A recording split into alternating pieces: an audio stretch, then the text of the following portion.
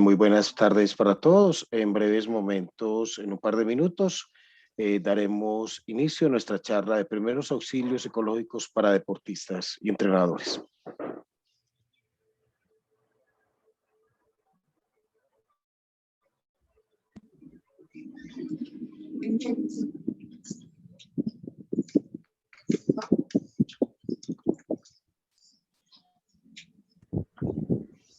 Buenas tardes, profesores. Buenas tardes. Buenas tardes. Vamos muy bien en la escuela, para que estés perdiendo el tiempo. Así de no es más que suficiente. Tienes que sacar un buen promedio para que tengas más opciones para poder estudiar en una buena universidad. ¿No quieres que tus papás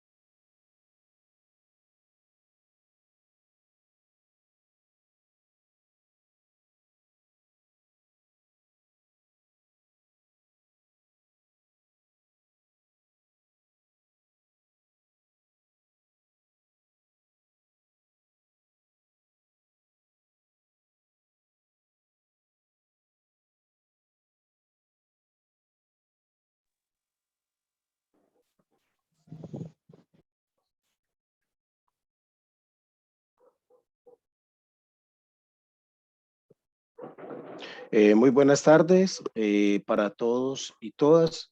Bienvenidos a este conversatorio que desde el área de deportes de la Corporación Universitaria Minuto de Dios, en apoyo con Ascun Deportes Nodo Antioquia, en el marco del Festival del Cuidado Físico y Mental, Mi Salud, Mi Cuidado, Mi Prioridad, les damos la más cordial bienvenida.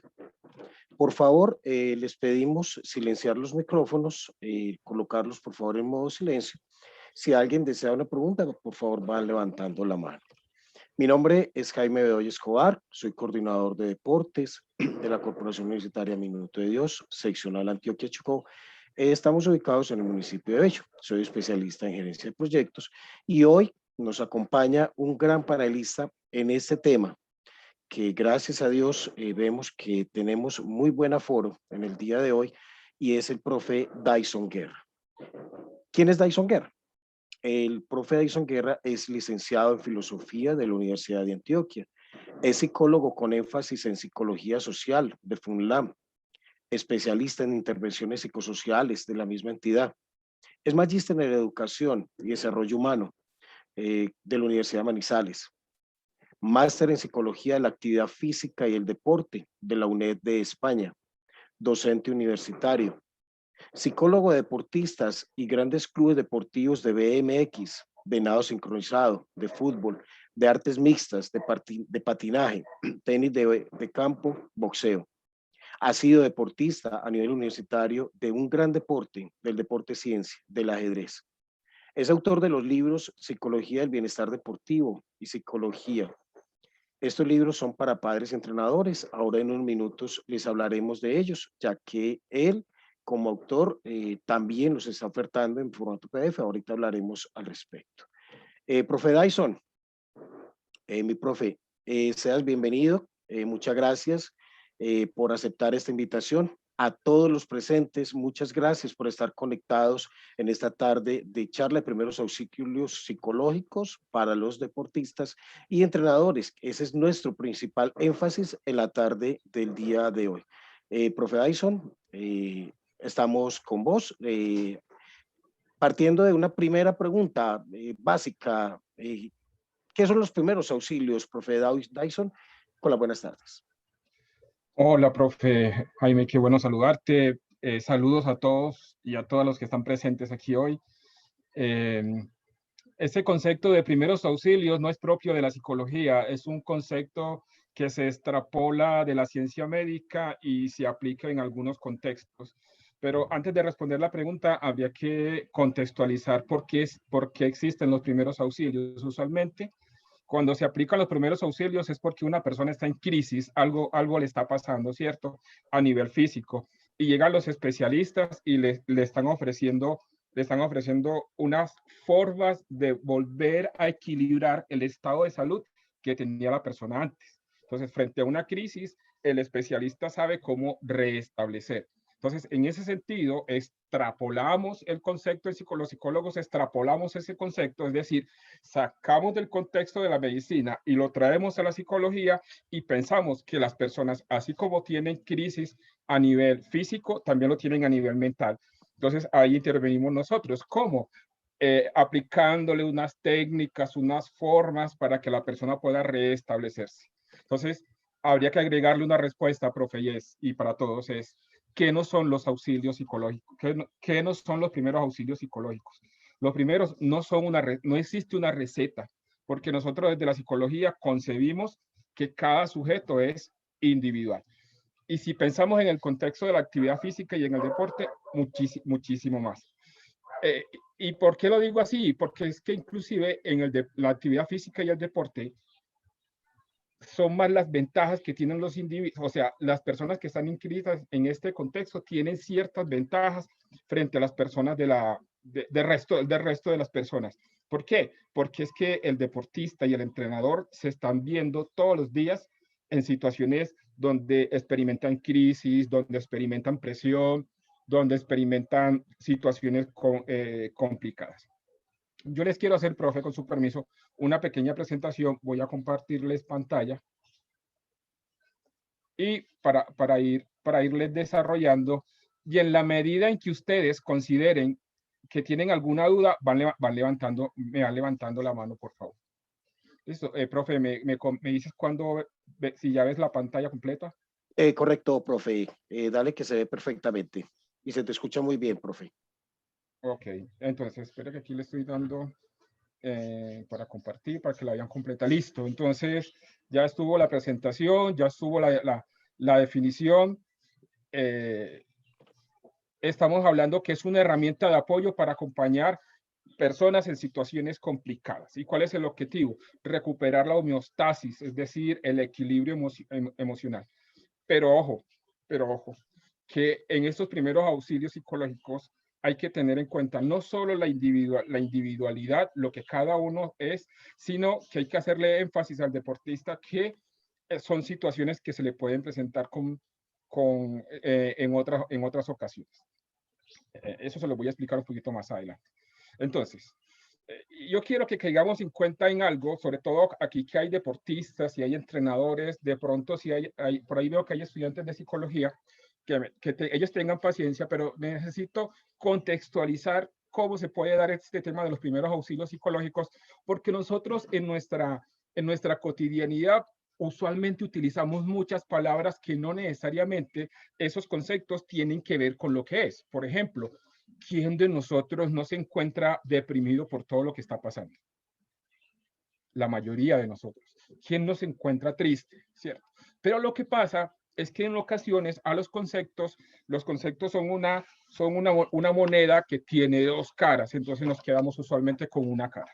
Entonces, por ejemplo, ¿qué es la depresión? Leo así fácilmente, es un trastorno frecuente que implica un estado de ánimo deprimido o la pérdida casi completa del interés o placer por las cosas que hacemos y que anteriormente disfrutábamos. Entonces, la persona que experimenta depresión no solamente es un estado mental, sino que va a tener repercusiones a nivel físico. Hay cambio de peso, el sueño se va a ver alterado, vamos a tener alteraciones en nuestras funciones ejecutivas, especialmente las cognitivas.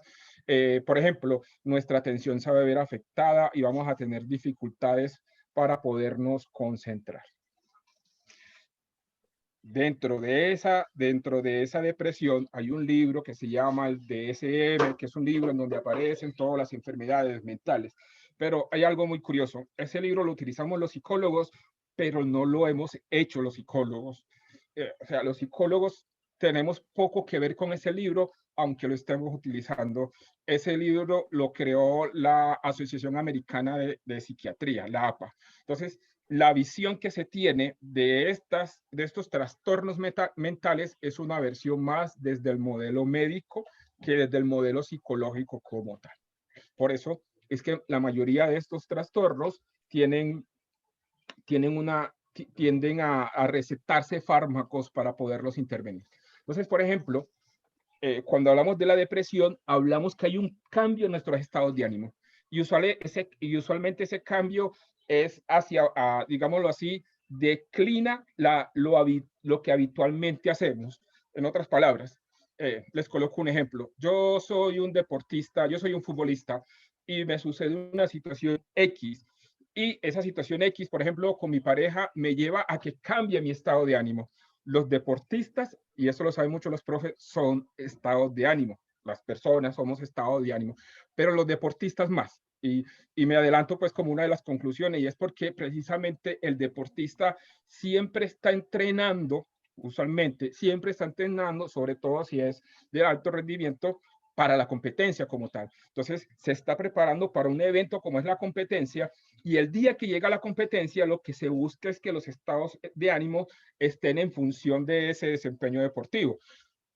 Miren el caso que yo les decía ahora, el ejemplo. Entonces el chico futbolista tiene una competencia y el domingo y el viernes peleó con la novia o el sábado peleó con la pareja y automáticamente el estado de ánimo se va a ver alterado. Entonces, podríamos decir que las personas usualmente tenemos episodios depresivos. No es que tengamos depresión, tenemos episodios depresivos. Porque inclusive en un primer escalón está la depresión. En un segundo escalón está una clasificación de la depresión que se denomina la distimia. Entonces, la distimia es cuando ese estado de ánimo que se vio alterado ya se mantiene durante un tiempo estable, aproximadamente 2 años. Entonces, y ese sí requiere de una intervención específica porque la persona va a cambiar todo el contexto cognitivo, social, las relaciones vinculares, los intereses y sobre todo algo que es muy importante, el sentido de la existencia. Entonces, el tema de la depresión va a estar marcado por ese concepto de sentido de la existencia, que en el próximo apartado se los explico mejor. Entonces, nosotros, por ejemplo, ¿qué experimentamos a diario? Tristeza. ¿Qué es la tristeza? Un sentimiento de dolor anímico producido por algo que es desfavorable, porque lo interpretamos como desfavorable, que suele manifestarse con un estado de ánimo pesimista, la insatisfacción y la tendencia al llanto, cortar con una relación afectiva, que mi equipo favorito, que el Medellín no clasificó entre los 8, entonces eso me pone triste, que Nacional no pasó a la siguiente fase de la Libertadores, eso me pone triste, que mi novia me dejó, que mi mamá se enfermó. Entonces nosotros todos los días nos estamos viendo afectados por situaciones en donde experimentamos tristeza. Es decir, la tristeza es un sentimiento inherente al ser humano. Todos nos ponemos tristes, todos. ¿Listo? La melancolía es, digámoslo así, una especie de tristeza, pero mucho más profunda, que nos va a llevar en muchas ocasiones que nos va a llevar en muchas ocasiones a que nuestro ánimo existencial, entiéndanme, ánimo existencial como las ganas que le ponemos a las cosas que hacemos a diario, se van a ver alteradas. Hay un sentimiento de abatimiento y una apatía. ¿Qué es una apatía? Que no queremos hacer las cosas. Entonces ya es una tristeza más profunda que se va a experimentar por muchísimo más tiempo. Y está la angustia.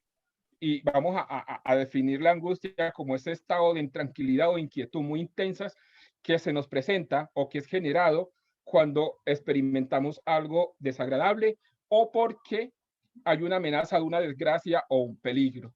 Por ejemplo, la pérdida de un ser querido genera angustia. Perder ese partido trascendental por el que yo me preparé todo un año de entrenamiento, siendo juiciosos con la programación y todo el tema de mi entrenamiento, y en una competencia ¡pum!, se acabó todo. Alguna vez en unos Juegos Olímpicos, no sé si ustedes, ese video es muy común en redes sociales, de cómo se prepara un deportista durante 4 años para correr los 100 metros. ¿Y cuánto demoran los 100 metros? Nada. ¿Y cuántos deportistas no se han lesionado ahí en el partidor, en la salida? Y ahí el individuo experimenta angustia, pero experimenta angustia porque se siente frustrado frente a una situación específica. Y ahora yo les hablaba de los niveles que tiene la depresión. El máximo nivel o el más grave dentro de esos estudios que están en ese libro que yo les comentaba, el DSM, que va en la 6ª publicación, en Colombia apenas estamos en la 5ª, está algo que se llama la depresión mayor. Y la depresión mayor es ya un estado mucho más profundo que la distimia, mucho más constante en el tiempo, y que se va a caracterizar porque el individuo le va a perder el sentido a las cosas. Entonces, ¿por qué yo les decía que es un concepto importante? Porque los seres humanos, lo que nos mueve a nosotros como seres humanos es que le asignamos sentido a las cosas. Hay un filósofo que se llama Heidegger que dice es que nosotros somos sujetos para la muerte. Entonces, a partir de esa frase se va a generar en todo el movimiento filosófico una discusión, y entonces le van a preguntar a Heidegger, venga mi viejo, entonces si nosotros nos vamos a morir, ¿para qué hacemos tantas cosas? Y él decía, es que ahí está el sentido. O sea, cuando usted cree que no tiene sentido es porque usted tiene la necesidad de buscarle el sentido a esa cosa. Inclusive hay un texto que les recomiendo que se llama El sinsentido del sentido y el sentido del sinsentido, del Paul Václav. Yo le puedo pasar inclusive el libro al profe Jaime para que se los pueda reproducir. Entonces, y vamos a encontrar entonces que cuando las cosas no tienen sentido, hay que encontrarle el sentido. Algo tan sencillo como esto. La competencia deportiva. La competencia deportiva no está en tanto ganar, sino cómo tú vas a conseguir esos resultados deportivos. Más adelante vuelvo sobre eso. Si van teniendo alguna preguntita, profe, tú me colaboras con eso, por favor. Sí, profe Aydon, yo te voy comentando. No sin antes darle las gracias a todas las instituciones de educación superior que están con nosotros en este momento conectadas a nivel nacional. Tenemos universidades desde el Magdalena, en Cali, Antioquia, Bogotá. Bienvenidos sean todos. Profe Dyson, antes, para que lo tengas ahí, yo tengo una pequeña pregunta. De todo esto que has hablado acerca de todos estos elementos, ¿cuáles son las señales más frecuentes en los deportistas, nosotros como entrenadores, que nos dan cuenta de que requieren ayuda y en ocasiones pasan desapercibidas por todos los entrenadores? Bueno, profe, excelente pregunta. Mira, usualmente los deportistas experimentan un síndrome que yo he llamado el síndrome del cuzumbosolo. Eso me lo inventé yo. Es un neologismo, es una vaina que inventé yo. Es sencillito. Es que las personas creemos que a los únicos que nos pasan las cosas es a nosotros. Entonces, por ejemplo, en el bicicross, 8 deportistas, una manga, van a salir y el deportista cree que el único que está nervioso en ese momento es él. Pero hay algo muy curioso, y es que aquí es donde ingresa la figura del entrenador, fundamental. ¿Quién conoce más al deportista que su entrenador? Entonces yo me acuerdo mucho que alguna vez estando en la pista de bicicross me decían los entrenadores, vamos a ver quién está más nervioso. Y yo le decía, profe, ¿usted cómo se da cuenta? Porque la relación mía con ellas es diferente. Por ahí se enojó un perro por lo que yo dije, parece. Entonces, el mío, perdón. Entonces me decía el mírelo. Entonces, es un estudio fenoménico. ¿Qué significa el estudio fenoménico? Lo está haciendo el entrenador, no lo estoy haciendo yo como psicólogo. O sea, yo reconozco que tengo límites. El que sabe más es el entrenador. Y yo siempre he estado en una actitud de aprender de ellos. Profe, ¿cómo? Vea, cuéntale el número de veces que se persignó, está nervioso. Entonces, hay algunos que se empiezan a persignar, hay otros que empiezan a mirar hacia arriba, y a partir de eso, los deportistas empiezan a tener señales de lo que les está pasando.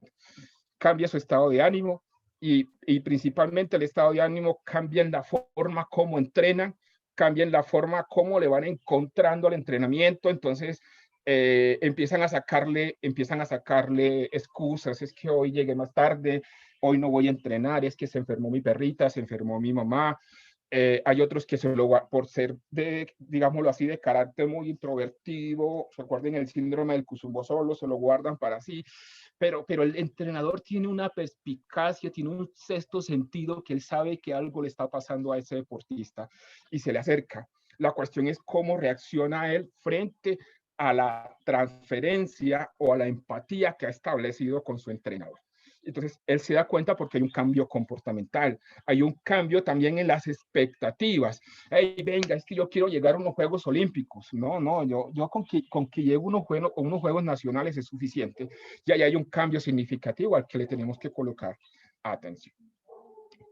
Entonces, mire, yo les hago una pregunta para que nos la respondamos ahí. ¿Qué nos pasa en este momento? Porque es que todo el mundo está diciendo, es que esta pandemia nos ha dado duro, pero ¿cómo nos ha dado duro? Entonces, yo hago un análisis y la propuesta que le hago es esto, y es que esta pandemia transformó ese concepto de normalidad. Lo primero es que el ser humano siempre, los seres humanos siempre nos hemos creído invulnerables. Y un bichito que no podemos ver nos ha mostrado que somos vulnerables. Segundo, esta pandemia nos ha mostrado que nosotros pasamos la vida y no la pensamos.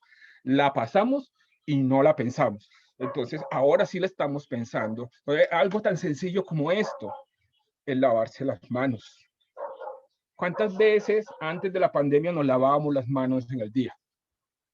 Algunos dirán, no, yo usualmente lo hacía, chévere, pero ¿cuántas veces antes de comer y los que somos papás le insistimos al niño, lávese las manos, y usted se la lavó como papá? A veces estamos en el trabajo y cogemos la coca y no, venga, yo como aquí rapidito porque tengo que pasarle al jefe un informe, y no nos lavamos las manos. No hemos pensado en un concepto que trabaja un filósofo que se llama Michel Foucault, el cuidado de sí, el cuidado de mí. Y el cuidado de mí no es que esté... Alguien levantó la mano. ¿Emanuel? Sí, Dyson, Manuel levantó la mano y también hay otra pregunta que tenemos en el chat. Vamos con, si quieres, con Emanuel y luego Dale. Pasamos a la pregunta que tenemos pendiente para resolver. Dale, Emanuel. Sí, Emanuel, estudiante de Uniminuto Urabá. Emanuel, buen años.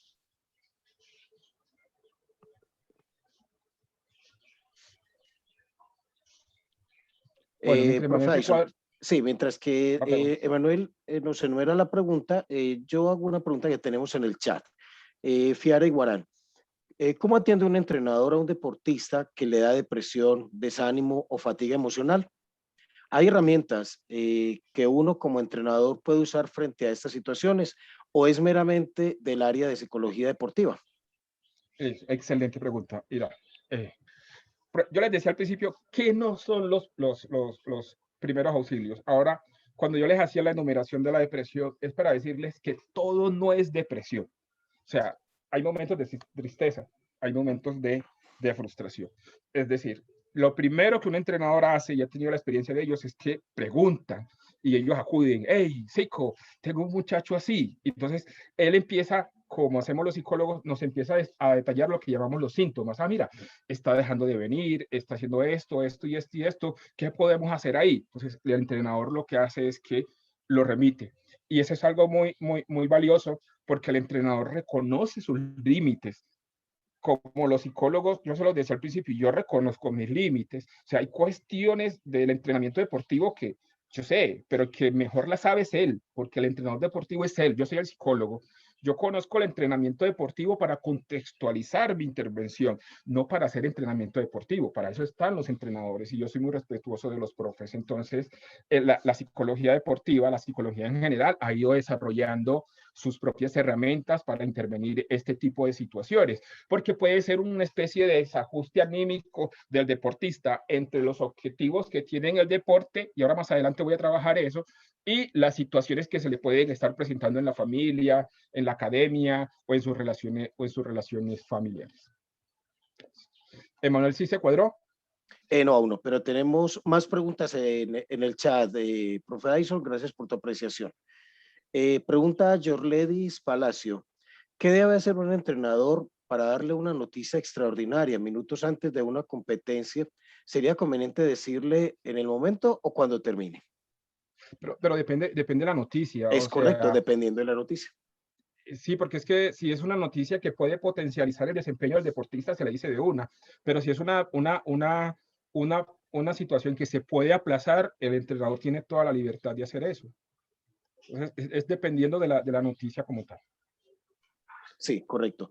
Profe Dyson, yo tengo, mientras que nos hacemos preguntas, hay una pregunta que yo tengo y es algo que nosotros, especialmente cuando asistimos a encuentros deportivos de nuestros chicos, regularmente se ven en las tribunas. ¿Cómo un entrenador puede manejar en una circunstancia de juego, de conjunto, pues especialmente en el fútbol, aquellos padres de familia que alientan en una forma ya no adecuada a sus hijos y al equipo, logrando con ello romper el equilibrio mental de los niños y los demás participantes? Te lo pregunto porque es algo que normalmente lo vemos muy frecuentemente en nuestros escenarios deportivos. Hace muchos años, cuando trabajaba en otra empresa, a mí me ocurrió algo similar. Eh, Estábamos con una fundación, con la empresa que yo estaba trabajando, programamos un partido amistoso de niños. No teníamos árbitro, yo le dije a los papás, yo quiero pitar, si no hay inconveniente. Todo transcurría normal, pero los papás, o algunos papás del otro equipo, estaban un poquitico exasperados por cuestiones pues, de los mismos niños, y en una jugada el balón no traspasa la raya, el balón aparentemente sale. Yo digo que jueguen a favor del equipo que era el mío. Eso generó un inconveniente muy grande con los papás, empezaron a gritar de todo. Fue impresionante, tanto de que eso pasó a los niños y los niños ya me están tratando, estamos hablando de niños de 8 años, 10 años, de burro, animal, idiota, etcétera. Para mí en ese momento fue frustrante, te cuento. En el momento no supe cómo manejarlo. Lo único que yo hice fue, reuní a todos, papás, paramos el partido, aquí no hay condiciones, vinimos a divertirnos, pero no supe en ese momento cómo enfrentar, cómo orientar a estos padres de familia. Y uno observa en muchos partidos que eso es muy recurrente, Dyson. Profe, lo que sucede es que usualmente algunos padres, no quiero generalizar, ven más con pasión que con razón la competencia. Inclusive a veces ni siquiera se articula a lo que en verdad los niños ven, eso que nosotros llamamos agonismo, y es esa capacidad de competir consigo mismo y con los demás. Pero, profe, discúlpame, yo voy a avanzar un poquito acá y esa pregunta te la voy a responder en un apartado que tengo más adelante. ¿Listo? Para avanzar un poquito. Permíteme, claro, yo avanzo y abro el espacio de las preguntas. Entonces, no me demoro mucho aquí. Entonces, ¿qué nos pasa? Que ahora esto cambió.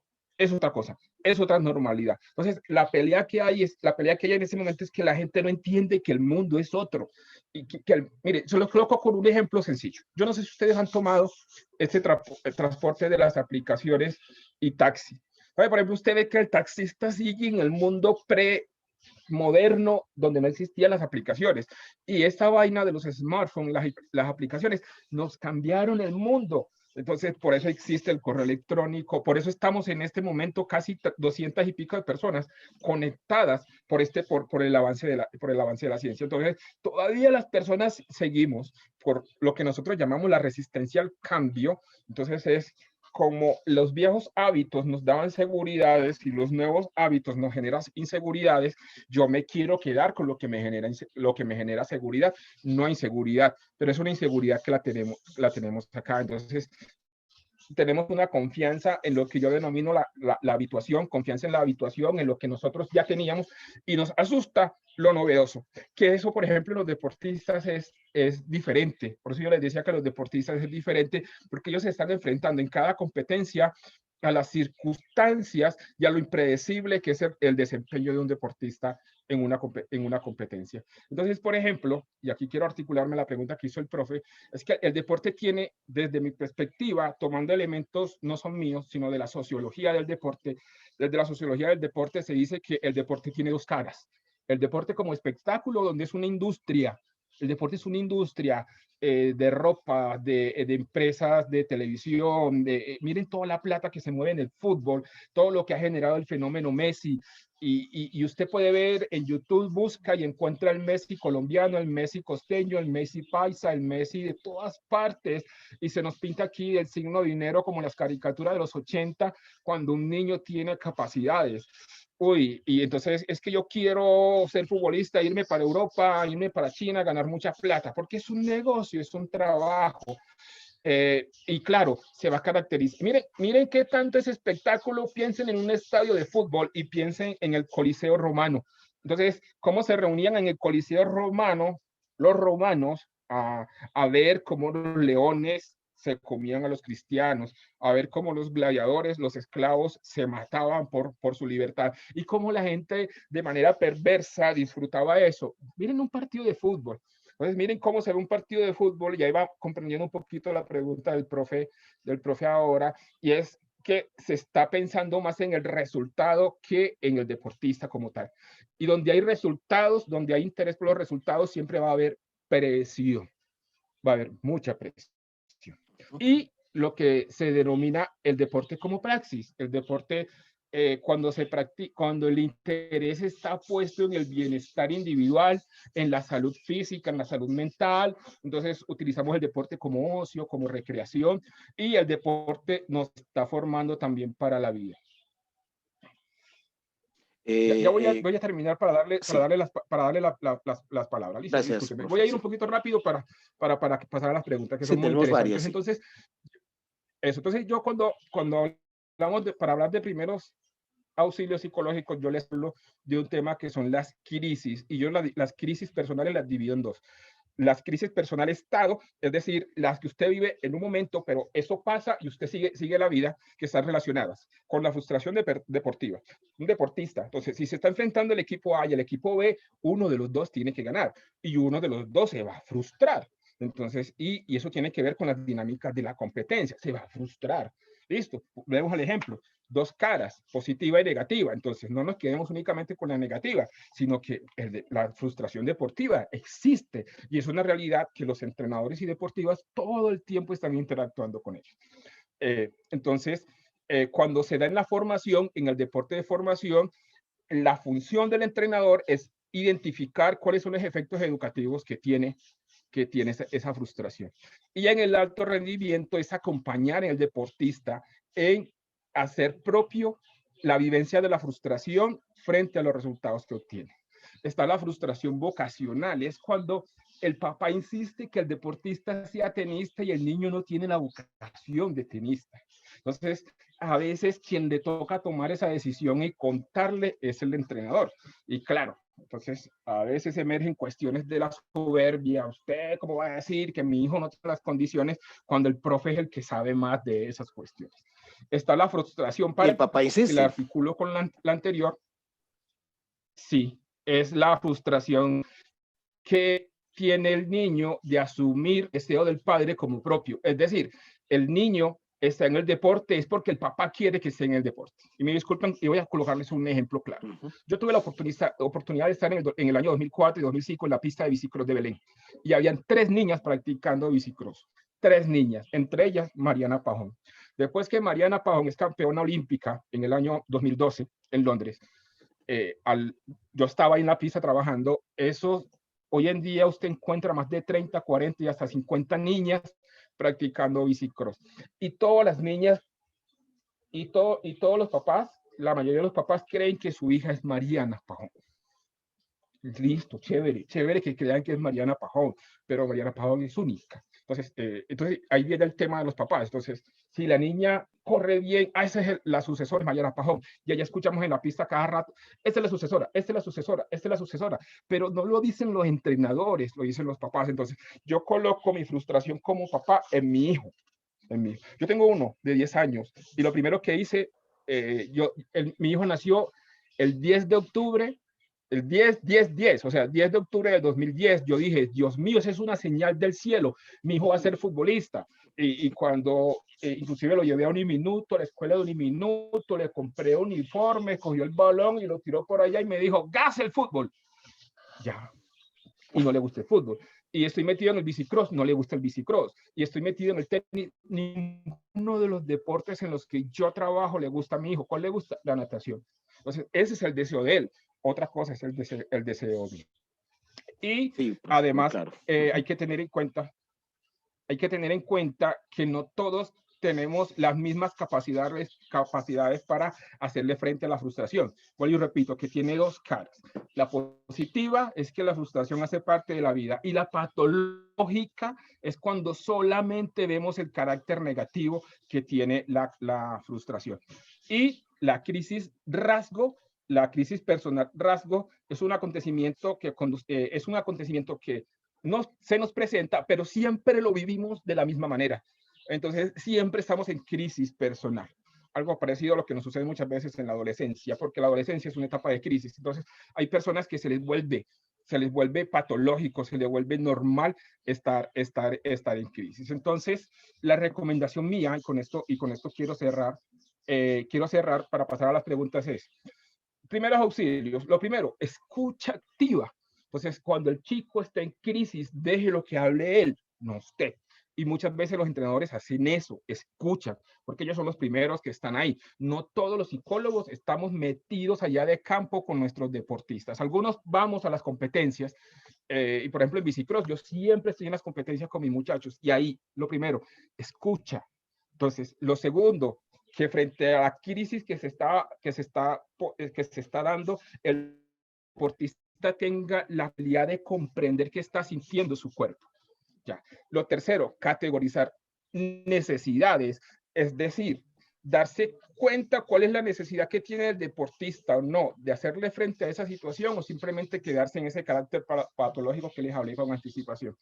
Lo cuarto, no aconsejar y mucho menos colocarme yo como modelo, pero vea, si yo superé eso, si yo fui capaz, usted es capaz de hacerlo. No, grave error. Recuerden lo que yo les decía, yo tengo una manera diferente. Además, no todos tenemos las herramientas cognitivas para hacerle frente a una situación. Y eso me toca vivirlo mucho con mis estudiantes, soy profe universitario, con mis estudiantes. Y los que me están escuchando saben a quién me refiero. Entonces, cualquier cosa, entonces, lo ven únicamente con un carácter patológico. Y es que nosotros necesitamos frustrarnos. En la medida en que nosotros nos frustramos y pasamos por crisis, aprendemos. 5, activar redes de apoyo. Entonces, el entrenador ahí sí incluye a las personas que están alrededor de los deportistas. Por eso yo siempre digo y lo digo en mi libro, es que cuando un deportista hace un deporte, toda la familia es el team. Entonces, el team Guerra, el team Bedoya, aunque Juan Carlos, el niño sea el deportista, el papá, la mamá, los hermanitos hacen parte de ese equipo. Y la red de apoyo es involucrar personas significativas para el deportista cuando está pasando por una crisis. Y lo otro es la retroalimentación. La retroalimentación es no solamente quedarme con la intervención que llevo en esa crisis, sino hacerle como acompañante un seguimiento constante a lo que le está pasando al deportista. Y cierro con esto. Ser holding y no loading. Y te voy a responder la pregunta aquí, profe. La palabra loading es una extrapolación que yo hice. Sí, yo lo relaciono con cargar, no ser un peso más para el deportista, sino ser holding. Ese concepto lo maneja un psicólogo que se llama Winnicott, un psicoanalista. Holding es que usualmente nosotros decimos, es que yo soy el apoyo emocional de alguien y cuando ese alguien no está, usted experimenta angustia. En cambio, el holding es que usted es el apoyo, usted agarra al deportista y si el deportista se cae, usted está ahí con él y lo ayuda a que se levante. el deportista hizo este gesto, usted está ahí, y eso lo hacen muy bien los entrenadores. ¿Por qué lo hacen muy bien los entrenadores? Primero, porque son los que conocen más a los deportistas, están más tiempo con ellos. Hay ocasiones en que inclusive el entrenador está más tiempo que la misma familia. Dos, por la empatía, transferencia o transmisión de afectos que hay entre el deportista y su entrenador. Y tercero, porque entre el entrenador y el deportista, cuando hay confianza, se dan posibilidades de entender que el otro es mi apoyo, no mi carga. Ahora sí, profe, pasemos a las preguntas para que nos rinda. Sí, profe, muchas gracias. Lo hiciste acá, con esto que estabas hablando del holding, me vino a la mente en el día de ayer que vi en las noticias, el entrenador del Everton andaba con James y con Jerry Mina, o sea, andaba como si fuera un papá con ellos dándoles consejos. Por lo que vos decías, el entrenador es el que conoce a sus deportistas, esa es la primera mano, la primera fuente de apoyo para ellos. Pero entonces vamos a la pregunta. Antes de darle el paso a Miguel, que tenía la mano levantada, dice, nos pregunta Sergio García, ¿existe alguna manera en la que un deportista se prepare psicológicamente antes de una competencia? Es decir, que lleguemos sin miedos, desánimos a la competencia. Es de la Universidad de Magdalena, Sergio García. Mira, el trabajo que hacemos los psicólogos del deporte es que el deportista vaya adquiriendo unas estrategias para hacerle frente a lo que pueda considerar amenazante. Me explico. Yo no sé por qué utilizan mucho, y estoy en ese trabajo de indagar, porque al miedo se le da una connotación negativa cuando quizás lo que está sintiendo el deportista no es miedo, sino su propio nivel de activación que está predispuesto a la competencia. Y el nivel de activación tiene que ver con las palpitaciones que el individuo tiene, la competencia tiene acciones, por eso hacen el calentamiento o la kinestesia, pero también la preparación mental, y es centrarse en las ideas que son propias del deporte. Bueno, un ciclista me decía, profe, tengo miedo de saltar. Y yo le dije, salte con miedo. Salte con miedo, porque es que el miedo como una herramienta fisiológica que nos permite a los seres humanos sobrevivir. Yo estoy aquí en mi casa en este momento y si aparece aquí una culebra gigante, yo salto. Y ustedes dirán, ve, ¿dónde se metió el psicólogo? Esto llega, claro, es una, entonces, porque hay una descarga de adrenalina. Y si en el deporte como el bicicross, para saltar yo necesito adrenalina, porque voy a sustraerlo de que experimente eso. Yo, salte con miedo. Salte. Entonces, lo que hay que hacer es una, como hicimos al principio, definición de término. Venga, ¿qué es lo que ustedes sienten, hermano? Eso sí es miedo. Porque el entrenador le dice, no digo la palabra por ser más respetuoso, pero ustedes saben qué palabra me estoy repitiendo. Y quizás no es eso. Quizás, por ejemplo, y ustedes los profes lo saben más que yo, es que el chico no está activado ni física ni mentalmente. Por eso uno ve en los partidos de fútbol, cuando va a ingresar alguien, que el entrenador, el preparador físico le insiste, porque el partido tiene unas palpitaciones. Y si las palpitaciones están aquí y el chico entra acá, va a haber un tema ahí de inconsistencia. Entonces, ¿qué es lo que hace? Que esté lo más cerquita de las palpitaciones. No es que esté en la misma, sino más cerquita, porque la competencia como tal le va a permitir adecuarse a la competencia. Sí, profe. Tan amable de sala de control, ¿nos puede permitir el audio para la pregunta del señor Miguel Ángel? Son tan amables.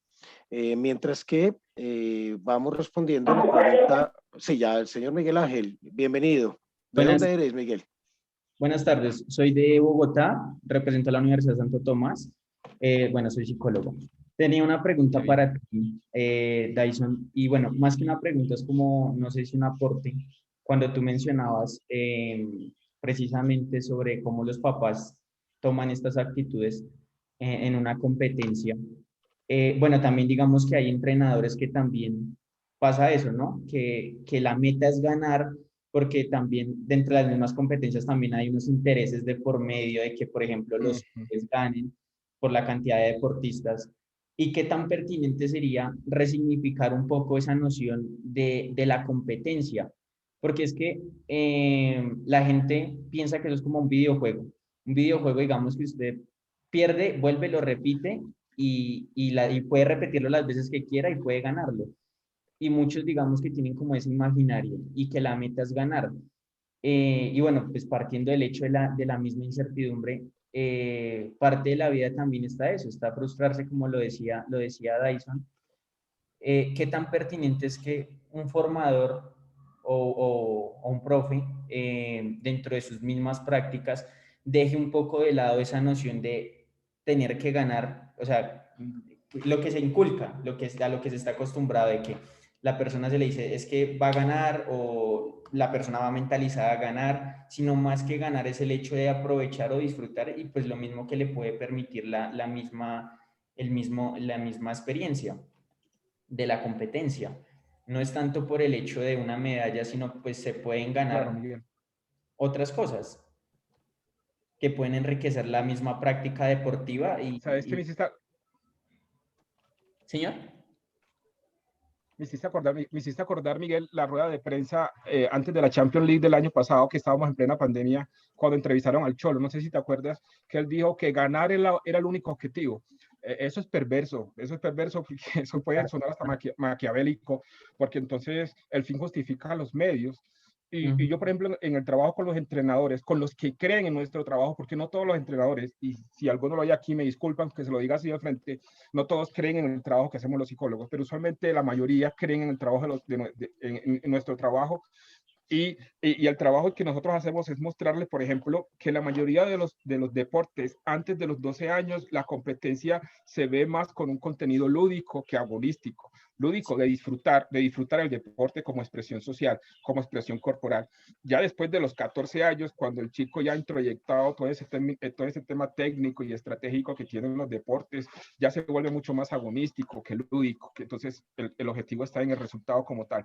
Pero ese es un error y se lo he dicho a varios entrenadores, porque es que a veces, si usted no le muestra al muchacho que tiene que disfrutar el deporte antes que ganar, no está formando una persona, sino que está formando es una máquina, pero una máquina en el sentido negativo.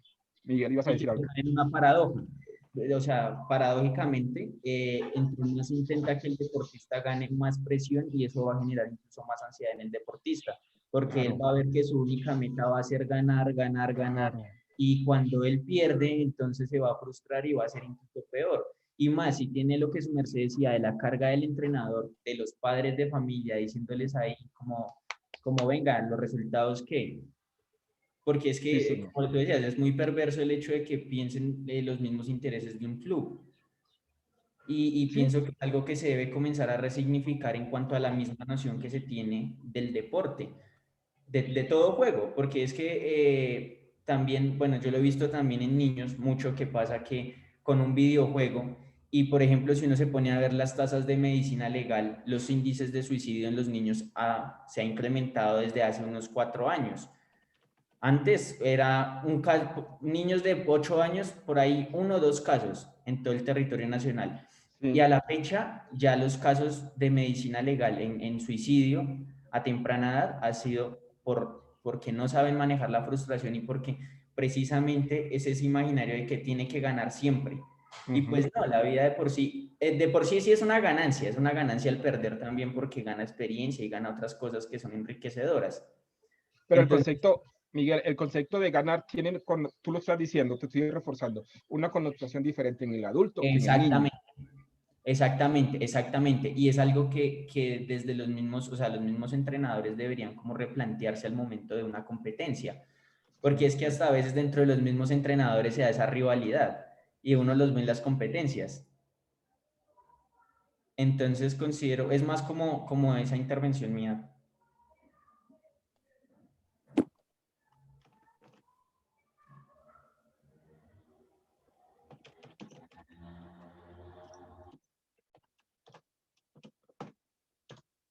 El entrenador, porque el entrenador también está sometido a una cantidad de presiones y circunstancias. Y otra cosa son Perdón, los padres. qué pena, no te escuché lo anterior, perdóname, qué pena, es que es Que como que te congeló. yo te repito, que yo considero que es una categoría, el entrenador, psicología del entrenador, psicología del deportista y psicología de los padres de familia y de los directivos, lo que yo llamo una psicología social de la actividad física del deporte. Como tú lo dices, a veces necesitan más trabajo psicológico algunos padres, algunos entrenadores y los deportistas.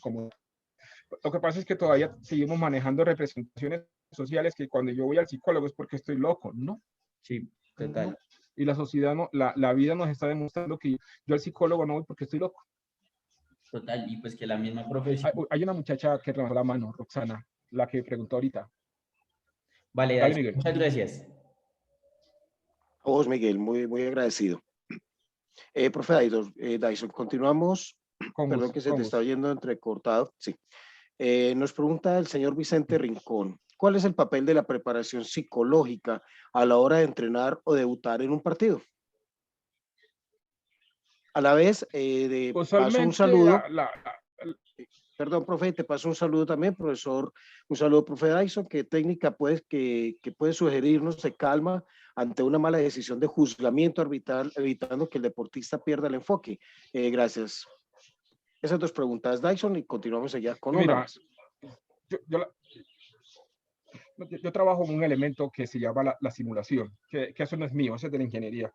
Y usualmente con el deportista, en articulación con el entrenador, simulamos situaciones de competencia, haciéndole caer en cuenta al deportista que la competencia tiene un alto grado de circunstancialidad. Es decir, no hay un control total, pero entre más simulamos, lo que hacemos es una ambientación que el deportista pueda identificar amenazas y utilizar recursos frente a esas amenazas. Es que la chica llega y me mete la bicicleta, listo, entonces simulemos que la chica te está metiendo la bicicleta. ¿Cómo crees que tú mentalmente puedes elaborar una estrategia en milésimas de segundos para responder a esa situación? Entonces, y por eso el entrenamiento psicológico es constante, es toda la vida. Yo tengo niños desde los 6 años. Tengo un niño que tiene 12 años y está conmigo desde los 6 años. Y cada sesión nuestra es como si estuviéramos empezando. Claro, ya llevamos un camino. Y es de constancia. El trabajo psicológico tiene que ser más intenso porque hay una ventaja con el entrenamiento físico y es que usualmente estamos todo el día con el deportista, pero nosotros en el entrenamiento mental, yo le llamo entrenamiento psicológico, también articulamos las relaciones familiares, escolar, trabajamos todas las dimensiones, no únicamente lo deportivo. Por eso lo llamo psicológico, porque el entrenamiento mental es más enfocado en resultado.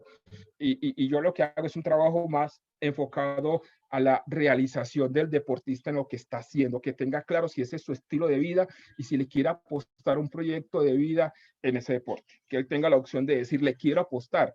Porque una cosa es el sueño de niño, yo quiero ser campeón olímpico, listo.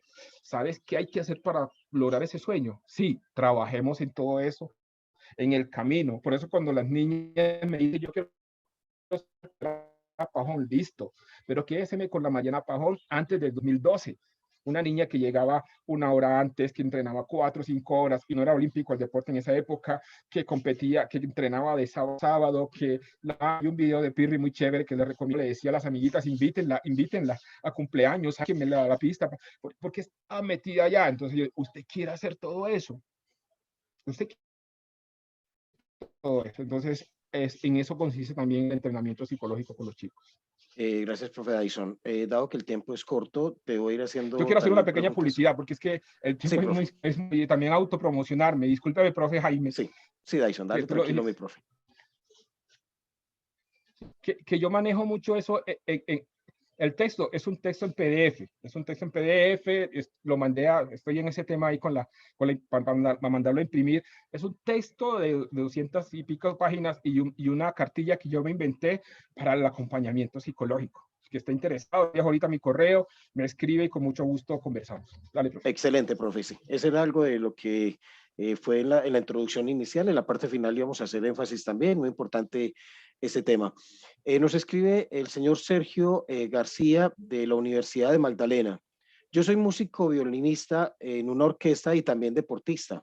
¿Cómo puedo manejar mi estrés en las dos disciplinas sin dejar alguna de las dos? ¿Y cómo puedo manejar la frustración sin dejarme llevar por esos malos momentos? Mira, Sergio, tú haces algo que yo admiro, porque tú estás en algo que se llama un arte. Y el arte, los griegos lo llamaban, hacían alusión a la poiesis, de ella en la poética. Y la poiesis es creación. Entonces, hay una filósofa que se llama Hannah Arendt que dice, cada vez que tú quieras disfrutar algo, experiméntalo como un nuevo nacimiento, como una natalidad. Cuando lo mío se vuelve monótono, le voy perdiendo el sentido. Y la ventaja que tiene el acto poético es que cada acto que yo hago con mi violín es una creación nueva. y eso es lo que yo trato de transmitirle a los entrenadores y a los deportistas. Cada entrenamiento es un nacimiento nuevo, es una experiencia nueva, es un aprendizaje nuevo, no es automático. Y si tú miras a tu entrenador con este tema de las circunstancias sociales que tenemos, tiene plan A, plan B y plan C. Plan A, si nos cierran la pista. Plan B, si llueve. Plan C, si no vienen todos, sino dos. Plan C, y empieza a tener... Entonces, Juego con 7 jugadores. Eso es creación. Uh-huh. Sí, aunque eso fue un show. Eso fue un completamente, show profe. De los 7 jugadores, etcétera, etcétera. Pero frente a la frustración, si en la frustración a mí no me genera aprendizaje, se me puede convertir en una cuestión patológica. Y para eso estamos los psicólogos, para acompañar, para que no se vuelva un tema patológico. Pero cuando yo encuentro y voy aprendiendo de todas mis frustraciones, el mundo está hecho de individuos que se han frustrado muchísimas veces. Einstein lo dijo, yo triunfé, los demás fracasaron. Entonces, y nosotros somos todos los fracasos que tenemos en nuestra vida laboral, en nuestra vida afectiva, en todos los escenarios en los que nos movemos, nos estamos frustrando, nos frustramos. Usted está en un lugar trabajando, se entrega 100 y llega un directivo que no hace el 5% de lo que usted le dice y le dice, chao, no siguen más aquí. ¿Usted cómo queda? Frustrado, mijo. ¿Qué le toca hacer? Aprender de esa experiencia y reconocer que uno no puede tener, y se lo digo con el cariño y con el respeto más grande del mundo, uno no puede tener sentido de pertenencia por las instituciones, sino sentido de pertenencia por mi trabajo, por lo que yo estoy haciendo. Y por eso cuando estoy en una institución tengo sentido de pertenencia por mi trabajo y me entrego al máximo por mi trabajo, por mi estilo de vida. Porque las instituciones no, algunos individuos el día de mañana nos dan la patada y nos echan de lo que hemos hecho. Sí, profe, excelente aporte. Antes de dar paso a la siguiente pregunta, esperamos lograr evacuar todas las que tenemos todavía en el chat. Quisiera recordarles, por favor, en el chat ha quedado la asistencia para que, por favor, son tan amables, nos la regalan. Pregunta el señor Daniel Bedoya de la Universidad AFIT, es psicólogo practicante del área de deportes. Él pregunta, quisiera hacer la siguiente pregunta, ¿qué señales podemos tomar antes de tener que hacer una intervención en crisis, mirándolo un poco más desde el enfoque de prevención? ¿Qué actitudes o comportamientos podemos tener en cuenta para evitar que haya crisis al interior de un grupo representativo?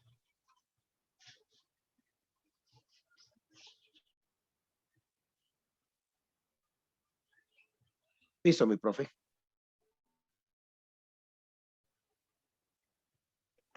Profe Dyson, ¿me escuchaste? Te escuché entrecortado porque la conexión mía está un poquito mala. Pero yo voy a responderle a la pregunta. Mira, uno hace, y te voy a responder con una pregunta del entrenamiento deportivo. Y es que los profesores entrenan con los deportistas para hacer de lo complejo de la competencia lo menos estresante para el individuo. En otras palabras, se entrena cada día para tener una sensación de control frente a lo que hacemos. Pero la competencia tiene una característica impredecible. Es impredecible. No voy a nombrar el deporte. Una chica que consiguió cupo para unos Juegos Olímpicos y 2 días antes del selectivo que hicieron a nivel nacional para ir a Olímpicos, la chica tuvo una crisis que no supo manejar y que tampoco recurrió a las redes de apoyo, entre ellos al psicólogo.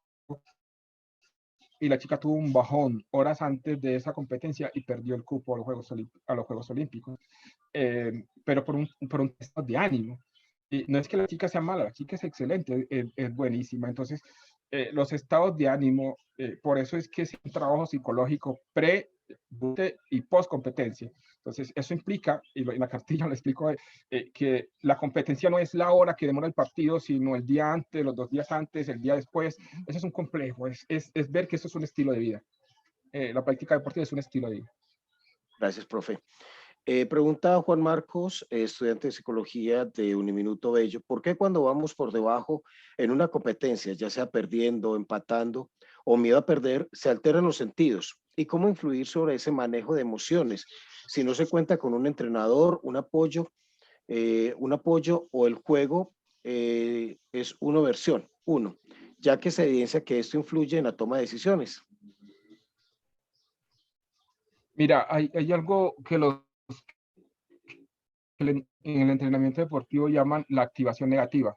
Y la activación negativa se da en algunos deportes, en el fútbol, cuando el equipo ve que está por debajo del marcador y que necesitan superar ese obstáculo.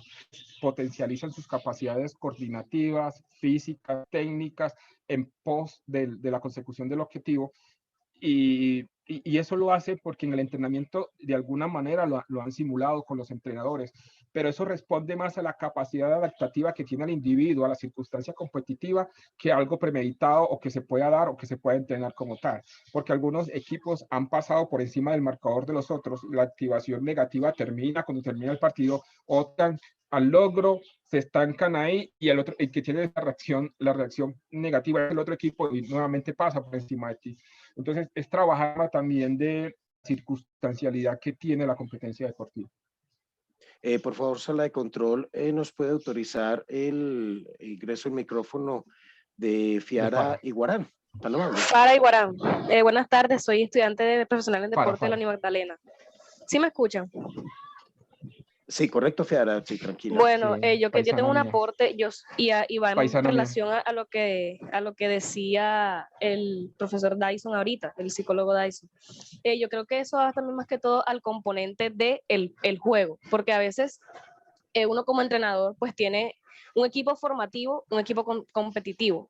Entonces, al tener esos dos equipos, uno listo en el formativo, como están empezando, como les estoy enseñando, pues que se diviertan en el juego, pero en el competitivo es como que la presión en uno como en nosotros como entrenadores y en los deportistas como tal, cambia porque, o sea, realmente se está manejando, como usted decía ahorita, lo que es la parte del dinero, de cuánto se invierte para ir a competir. Entonces siento que también eso va muy relacionado con los componentes del juego, ya sea competitivo, sea formativo, y pues en eso va como muy en relación si es diversión o si es netamente el objetivo es ganar como tal. Ya, entonces pues ese es mi aporte.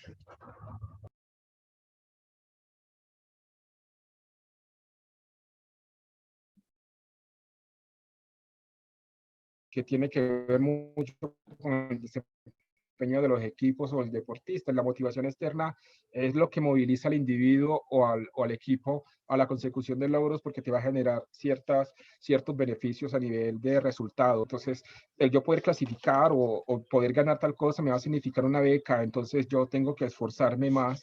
Entonces, es identificar que en el deportista no existe una sola motivación, que no, existen muchas. La básica, que es la que lleva al deportista a competir, la cotidiana, la motivación que lo lleva a disfrutar lo que hace. Entonces, tener razón, profe, claro. Y lo que nosotros tratamos de generalizar, pero cada equipo, cada deporte, cada entrenador y cada deportista es un mundo.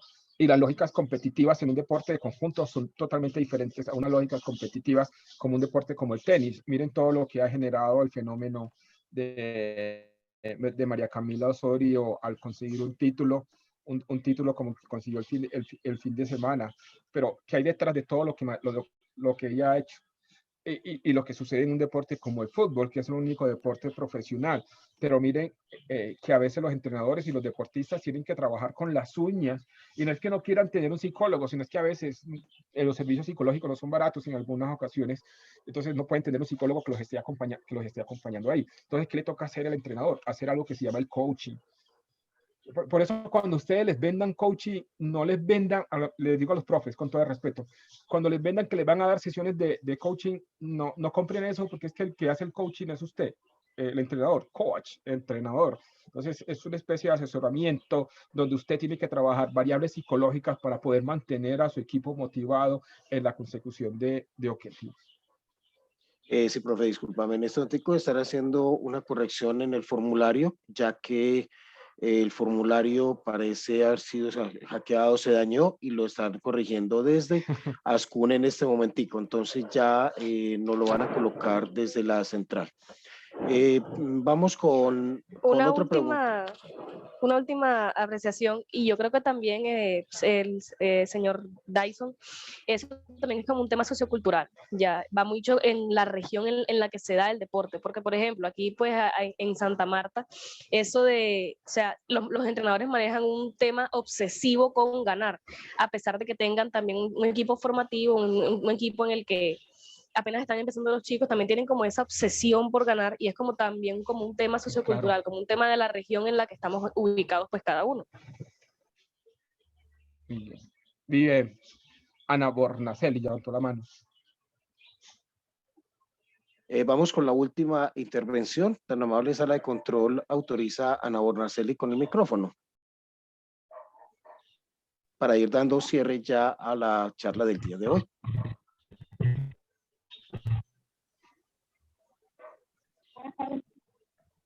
Sí, Ana, buenas tardes. Saludos para todos. Esta es cómo evitar deportista por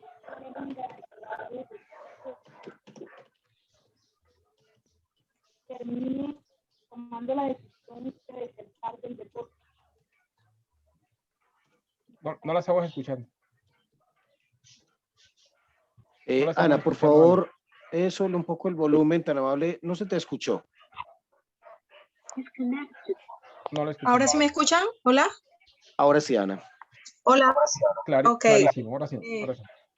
Vale. Mi pregunta es cómo evitar que un deportista por un episodio de depresión o por el mal manejo de una situación que le cause una frustración termine tomando la decisión de desertar del deporte. ¿Cuál es el manejo que se le debe dar? ¿Cómo debemos evitar esa situación? Gracias. Mira, Ana, la depresión, mira, Ana, la depresión, como lo decía el profe Jaime ahora, tiene sus señales, y yo diría que la depresión la experimentación de la depresión no se evita porque eso hace parte del escenario de expresión humana en el que estamos envueltos todos. Cuando alguien experimenta episodios depresivos, hay que discriminar si lo que está sintiendo es depresión, tristeza, angustia u otra cosa. Pero cuando ya eso se mantiene, la clave es el tiempo que mantiene la persona con esos estados de tristeza o de angustia. Entre más largo está relacionado con la depresión. Porque recuerden lo que yo les decía de las crisis, hay episodios, nosotros tenemos episodios depresivos, nosotros tenemos episodios paranoicos. Por ejemplo, con todo este tema de inseguridad que hay en Colombia, cuando usted sale a la calle, usted sale paranoica. Y eso no significa que yo salgo paranoico, no significa que yo tenga una psicosis, sino que es una actitud de supervivencia. Entonces, pero eso yo salgo y desaparece.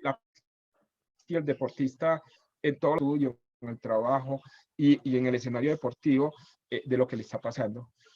Claro que hay que ir a un profesional, a un psicólogo, y no necesariamente si no hay un psicólogo deportivo, entonces a un psicólogo clínico. La cuestión es que alguien que pueda dar un aporte y poder comprender qué es lo que le está sucediendo al deportista, porque inclusive si hay que hablar y activar esa red de apoyo, entre más la activemos es muchísimo mejor, porque hay estudios científicos en donde están relacionando algunas conductas relacionadas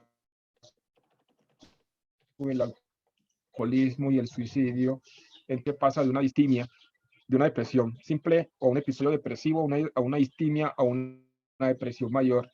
Y hay deportistas que se han hundido en el licor o a veces en el suicidio como una estrategia de solución frente a esa situación. Pero sí que hay que aprender las alarmas. Ahí les dejé mi correo, profe. Sí, profe Dyson. Nuevamente, un favor, ya Ángela Toro de ASCUN nos ha colocado ya el formulario, por favor, para que en este formulario podemos diligenciar la asistencia, hacemos caso omiso de los anteriores, ya que el anterior se dañó. No sin antes de despedirnos, una invitación muy especial de nuestro nodo Antioquia de ASCUN a la siguiente charla. La tendremos el próximo martes 26 de abril. Se llaman las experiencias sobre el regreso seguro a las actividades físicas deportivas y en las CIES. Es una gran charla que tienen programado varias de nuestras universidades de acá de la ciudad de Medellín. quiero, por favor, pero darle las gracias al profe Dyson por estos aportes. Sé que es un tema bastante largo. Aquí tranquilamente podemos quedarnos mucho rato dialogando, pero por temas de tiempo y de compromisos institucionales debemos ir cerrando. Profe Dyson, muchas gracias. Recuérdanos, por favor, lo de tu libro tan amable para las personas que lo deseen adquirir, ya que lo están escribiendo, que también desean tenerlo, Dyson.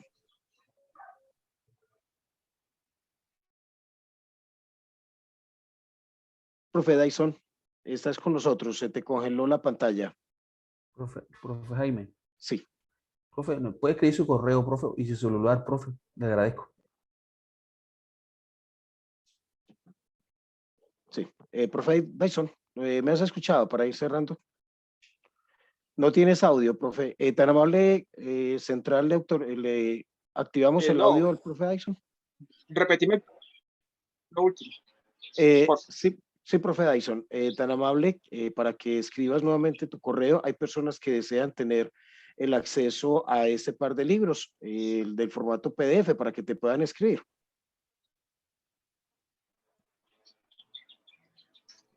Ahí está mi correo y mi WhatsApp. Exacto, profe, y tu número de celular tan amable. En este correo y en este número de WhatsApp podemos contactarnos en dudas también que tengan con esta excelente persona, con el profe Dyson Guerra, el cual nos acompañó en la tarde del día de hoy. Le quiero dar las gracias, ya que fue un gran compañero mío de labores. Sus años de aporte a la institución, a todos estos muchachos en psicología deportiva fue bastante grande. Profe Dyson, muchas gracias. Un abrazo muy especial y los esperamos a todos nuevamente en próximos eventos de ASCUN. Una feliz tarde, profe. Nos seguimos cuidando. Un abrazo, mi profe.